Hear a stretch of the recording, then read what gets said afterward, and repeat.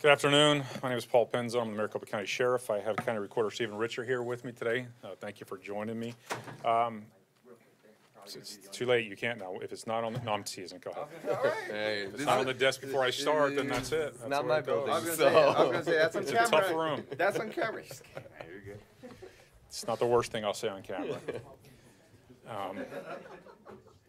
Anyway, thank you for joining us. Quite frankly, this really is more so at your request than our initiation. I take great pride in the fact that my colleague here with the county, Mr. Richer, our county recorder Richer, I guess I should say, we focus on the details. We focus on a strong collaboration and just getting the work done. So it really isn't our intent to be in front of the cameras to talk about this, but if it's interesting to you, then we're here to answer questions. But before we get there, I would just start off by telling you, I've been the sheriff now for 5.5, almost 6 years, but I've been in law enforcement for the better part of 3 decades plus. And fundamentally, our job, public safety, was really about investigating crime. It was about meeting the needs of the community, traffic-related issues, community issues that pertain to quality of life or public safety. I never knew or foresaw that law enforcement would be so invested in 2 things that in the last 5 years have been a big part of our operations. One is a pandemic where suddenly public health is a considerable demand on the resources of this organization to meet the needs of the community, to care for the inmate population, to care for the employees in this organization, and in many ways to care for the needs of the community. And, our democracy being challenged, questioned, threatened, intimidated. Something that we pride ourselves on, which is being a nation that your vote is your voice, and that everyone who could lawfully vote will be able to do so without any form of intimidation, that the process itself is designed to facilitate and create opportunities. And that's really my colleague's lane, and he'll speak about that. But now suddenly we're thrust into being a bigger part of this. We have always worked in the space of providing security at polling sites as needed should there be an issue of concern, an escalation of violence for whatever reason, provocation, intimidation, things that should never be permitted in a free nation, in a democracy. So this is not something, I know for some of you, you said, is there some big impetus? Well, you're the news. You've been covering it for 2 years now. So if you're not watching your own stations, maybe you need to, because if you think I have something new and unique as to why we're taking these proactive steps, I don't. I am just committed as a leader in this community to identify issues of concern and to be on the front end of it so that we don't see a problem versus being reactionary and trying to protect people after the fact who are already facing harm or facing threats. So my actions were to send a communication out to my organization saying, hey, you will not be permitted personal time off during the week of the primary or the week of the general election to ensure that we have enough staffing to meet whatever demand there may be. It's twofold. It's to the benefit of the community to make sure that we can provide enough support necessary should an issue occur. It's also for the protection of my employees. No worse scenario than to be out there trying to address something when it comes to a threat against the public and not have someone standing next to you to take on that threat. So it is about ensuring if there is a problem that we are properly staffed to address it. Not because we expect or know that there will, but because it is the responsible leadership step.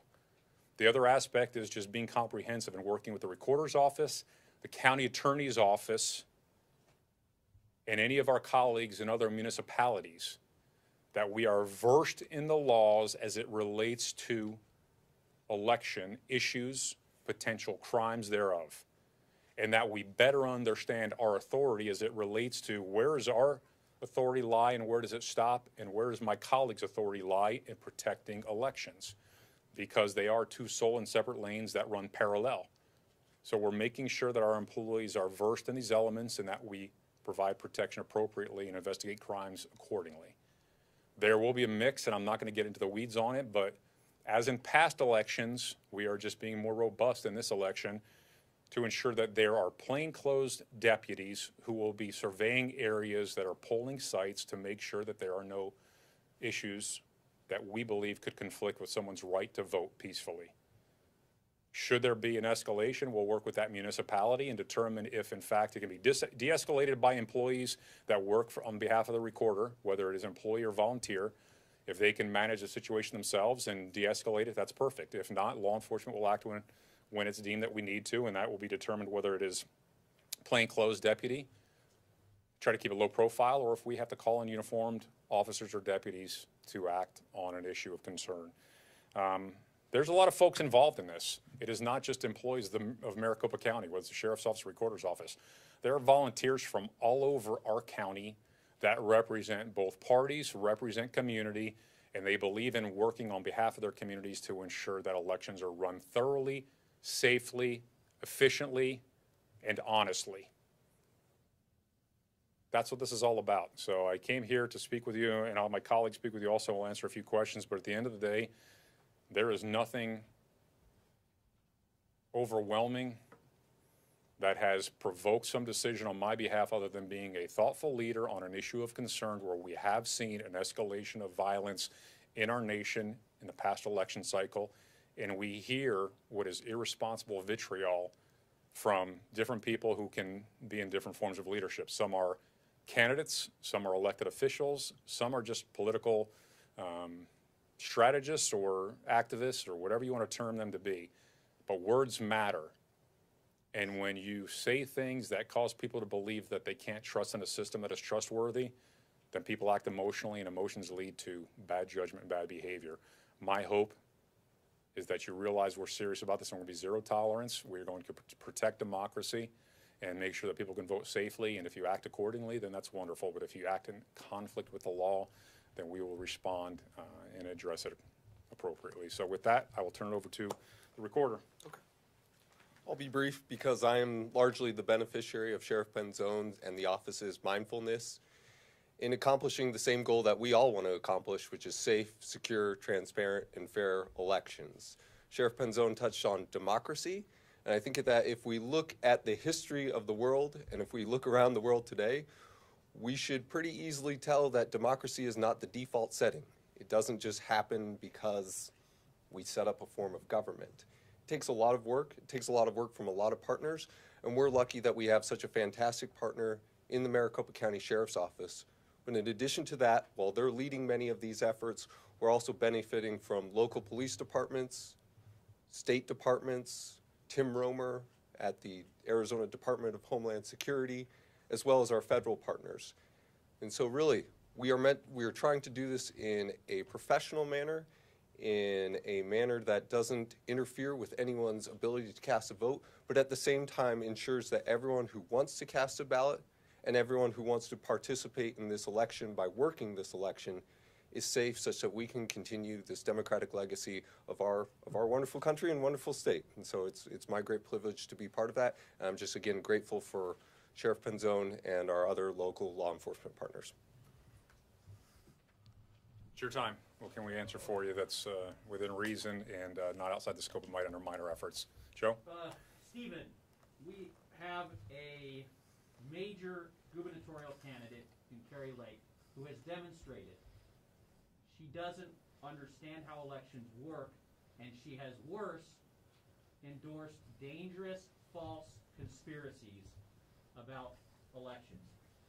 Have you attempted to communicate with her to help her resolve concerns she has? And how concerned are you that someone in her position with her influence could cause civil unrest or worse after the election? Well, as Sheriff Penzone said, words matter. And I think that somebody of prominence, their words matter especially.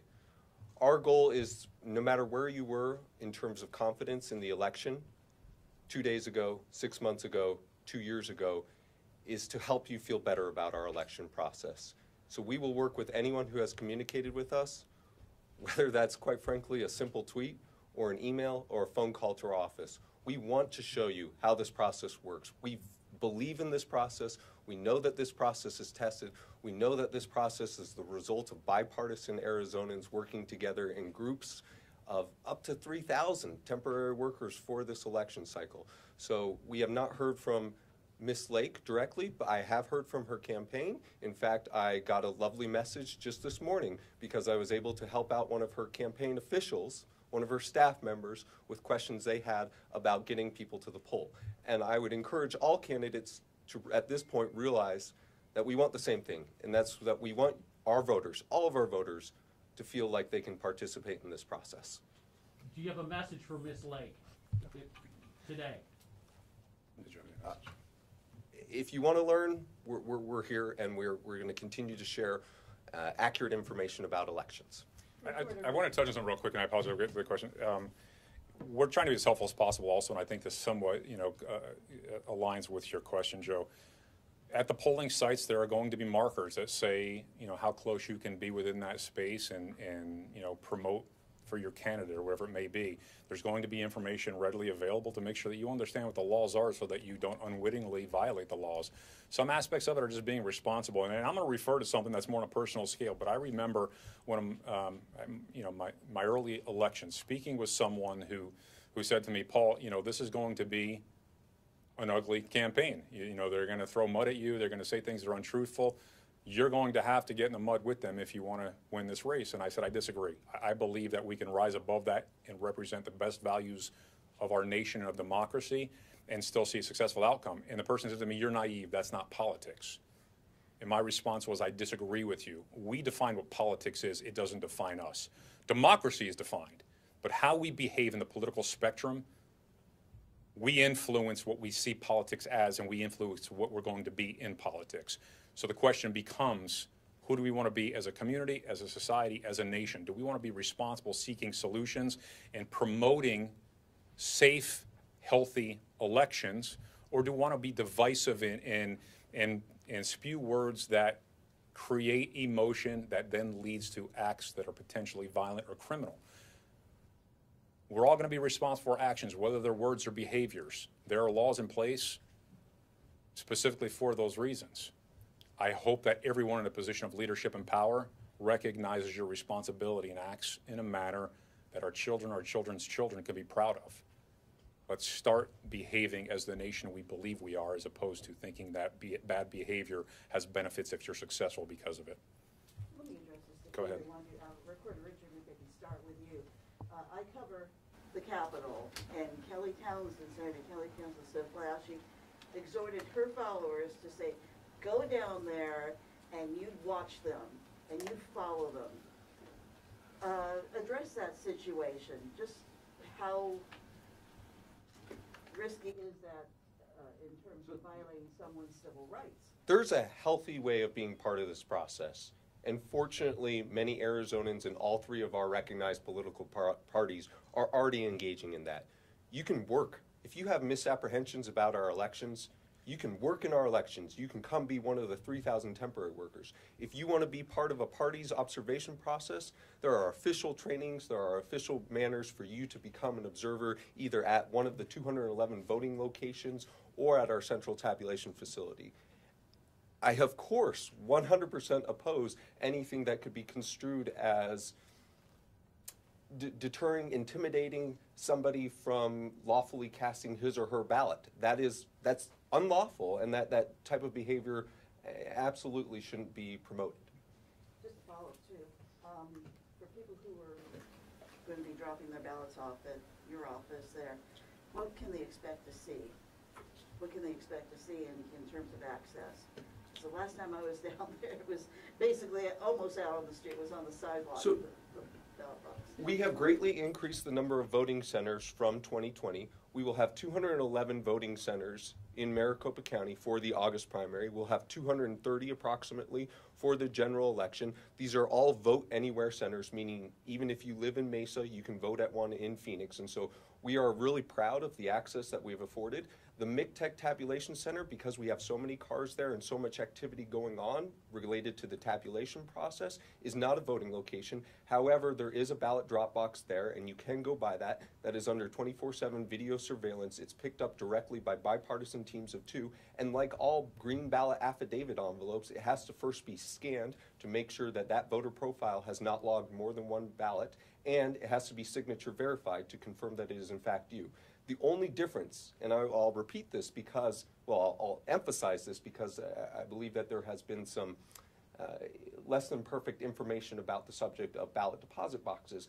The only difference between those and any USPS box is that you can drop it off up to 6:59 p.m. on election night, and it's picked up directly by bipartisan election teams rather than through the USPS. But the USPS is a reliable service, and of course you can track your ballot. But now I'm sort of getting off and like, yeah, no, I'll tell you all about these websites, but that's not really what we're here for, so we'll leave it at that. Hopefully that satisfies you. Sure, and you can track it. Bottom line is you'll know that your vote will count because you're able to track it. Thank you. Sheriff, I want to touch on the intimidation thing a little bit, because obviously we saw 2 years ago at the tabulation center a lot of people armed with a variety of weapons there, and there's been this talk, as the county recorder just alluded to, about watching ballot drop boxes and monitoring and looking for this stuff. When you talk about educating your deputies on election laws, is there a line regarding intimidation that you've talked about, whether it be following election workers in their cars, and then what else, if you can talk more generally about what you specifically educated on, what are kind of the three main topics that you want to hammer home? Sure. We're actually working with the prosecutor's office, and our employees will just be educated on what, the fundamental laws that they apply every day. If you talk about, an assault, a theft, things of that nature, fundamentally that's what they do every day, so there's a great familiarity. Election law is something that is uncommon for us to be this directly involved in. So we're not just going to educate them on the laws itself, we're going to educate them on our authority in the application of it. Certain areas of identifying anything that might fall into the lane of the recorder's office relative to a concern over election process that could lead to a criminal investigation, they would be the initiator of that. If we're going to engage with someone in the community, if it's as you're saying, an intimidation, we're going to be very clear up front defining what the parameter, the boundary would be. My hope is this isn't about bravado right now. My hope is that Arizona leads by example, and we have such a peaceful, thorough election day that there are no headaches. But if a person is doing something that is a cause for question, we're going to educate them first. We're going to try to work that out and de-escalate it. But if it rises to the point where they are intimidating someone or threatening them in a manner that undermines their freedom to vote and it reaches the level of a criminal act, then we'll act on it accordingly. But again, we want to work with the prosecutor's office to make sure that they're comfortable in our execution of this particular law because they're responsible to prosecute it. Is everyone getting, how did that, you have a lot of employees. Yeah, so we have certain employees that are dedicated solely for monitoring the polls, and then we're going to have folks that are going to be working on those days that are going to be uniformed deputies that'll get some training and education also. But situations like these are so unique, we're also going to call on our supervisors to be actively involved to make sure they're overseeing any and all activities that could relate to a potential criminal act, whether it's a citation or an arrest. But again, my hope is de-escalation. My hope is a peaceful election. And my hope is that you help us in that effort, educate the community so they don't make these mistakes. Can I ask, 2 years ago, I was outside the tabulation center for multiple nights in a row. And obviously there were, you had Alex Jones on a bullhorn. You had a lot of people chanting certain things. A lot of name dropping going on today. Did you learn anything from 2 years ago? And would you have done things differently looking back on that? Oh, to the contrary. I think you learn with every experience, and you can say you would have done things differently, but I'm extremely proud of this organization that in an unexpected, unpredictable, spontaneous combustion moment, the recorder was probably more in the crosshairs in a moment, so he can speak about the duress or emotions he felt, but I felt with all things considered, we did a pretty darn good job, and I'm proud of the men and women adjusting on the fly to address that. Now, we have that experience in the rearview mirror, and that's what we're trying to prepare for. Not being reactionary, but being proactive in that space. I think what I would ask of you is this. Last time we dedicated a free speech zone, and we dedicated an area for the media. And we tried to make it so readily accessible that you could still cover your story without going into that space, and no disrespect intended, but somewhat allowing for what is a provocative moment. You put the light and the camera on, and suddenly you have somebody who, to them, that's their moment to shine. We would much rather see you in a safe space and allow for that to take place where it is that we can keep you safe.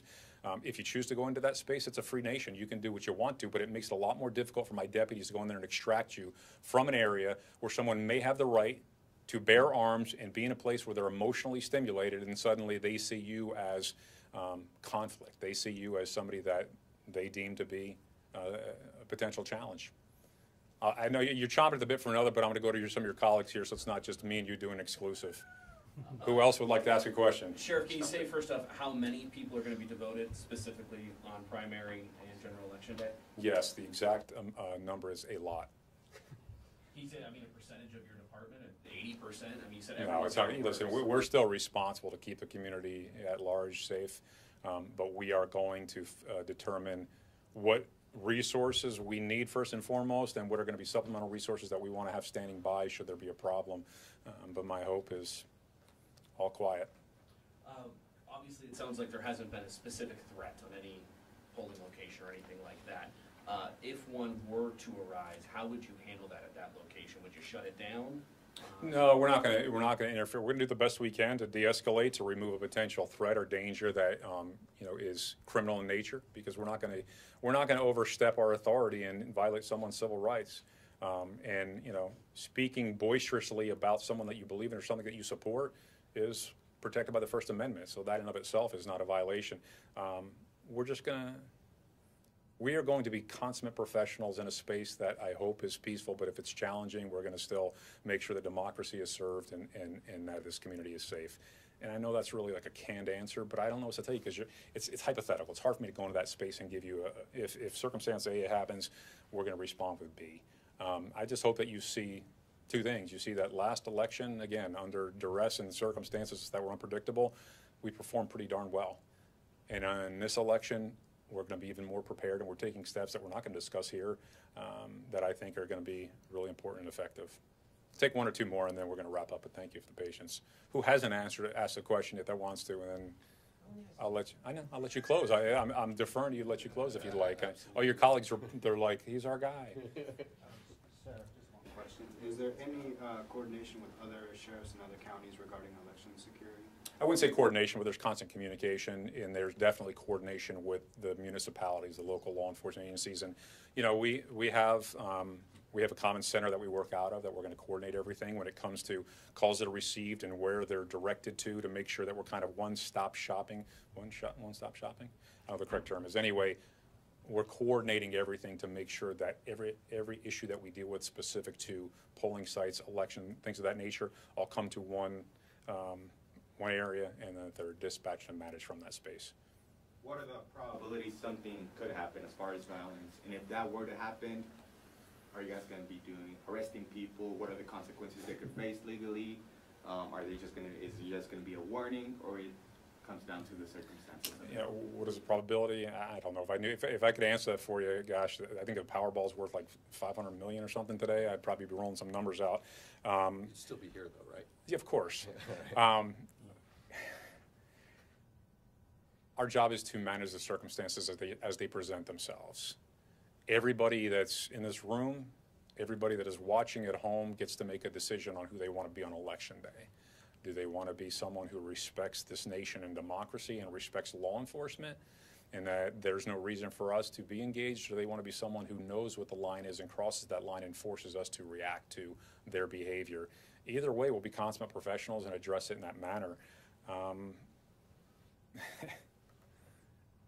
I started off saying this, it's an interesting paradigm right here I never expected us to be in. We're capable of greatness, and we're also capable of horrible things. We've seen both many times in our lifetimes, and especially in the past few years. Elections matter. Democracy matters. But if you out there are the folks who love to say, I back the blue, or in this case the tan, I believe in law enforcement, then be respectful of the authority and act accordingly. Because I have seen people preach that and then club law enforcement professionals on the side of their head with flagpoles. Okay? Act accordingly, be respectful. Your rights will always be respected from this office, but this is an us issue. This is not the sheriff's office needs to make sure that democracy works. The sheriff's office is a part of order in the process of freedom. Last one for you, young lady. Any particular locations where you guys will be more concentrated on with security, and if so, which ones and why? We'll be everywhere all the time, anywhere, anytime. we don't really want to narrow it. First and foremost, I'm not going to sit here and act as though we have enough bodies to be at every location in that capacity. We are going to pay attention. We're going to look at issues of concern. We're going to deploy where appropriate. But if you're at a polling site, you can pretty much work under the premise that there's probably a plainclothes deputy not too far away keeping an eye on things, so that you can come and go safely. Okay? Thank you guys so much for the time. We appreciate you. Any last words you want to end with? It's your show. I appreciate it greatly. All right. Thank you, everyone.